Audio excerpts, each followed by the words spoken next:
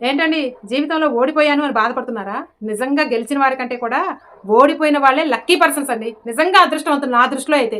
అలా ఎందుకంటున్నానంటే, మీరు గెలిచారు అంటే గెలుచుకుంటూ వెళ్ళిపోతారండి. అప్పుడు మీ పలుకుబడిని చూసో, మీ హోదాని చూసో, మీ డబ్బును చూసో, మీ ఫేమస్‌ని చూసో అందరూ మీ చుట్టూనే ఉంటారు. వాళ్ళ అవసరాల కోసం మీతో బాండింగ్‌ని పెంచుకుంటూ ఉంటారు.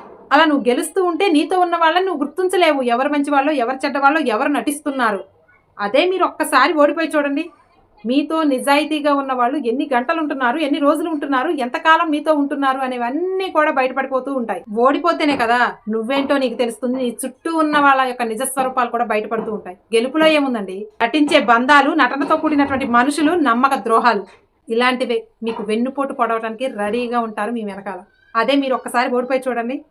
మీకు నమ్మక ద్రోహం చేసినటువంటి వ్యక్తులు బయటకు వస్తారు. మిమ్మల్ని మోసం చేయాలనుకున్నటువంటి వ్యక్తుల గురించి మీకు తెలుసుకుంటారు. ఇలా ఓడిపోయినప్పుడు బయటపడ్డటువంటి అనుభవాలను పట్టుకొనే మీరు గెలిచినప్పుడు సేఫ్ జోన్‌లో ఉంటారు.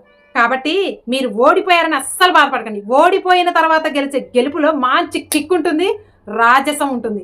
అప్పుడు మీ జీవితంలో అడ్డుకునే వాళ్ళే ఉండరు. మీ జీవితంలో తిరిగే ఉండదండి. గెలుపు రుచి ఇప్పుడు కాదండి. ఓడిపోయి మళ్ళీ గెలుపు రుచి చూస్తాను చూసారా? అప్పుడు అర్థమవుతుంది మీకు ఆ గెలుపు రుచి ఏంటో. కాబట్టి ఓడిపోయామని అస్సలు బాధపడకండి. అది మీ యొక్క అదృష్టంగా భావించి గెలుపు కోసం ప్రయత్నం చేయండి.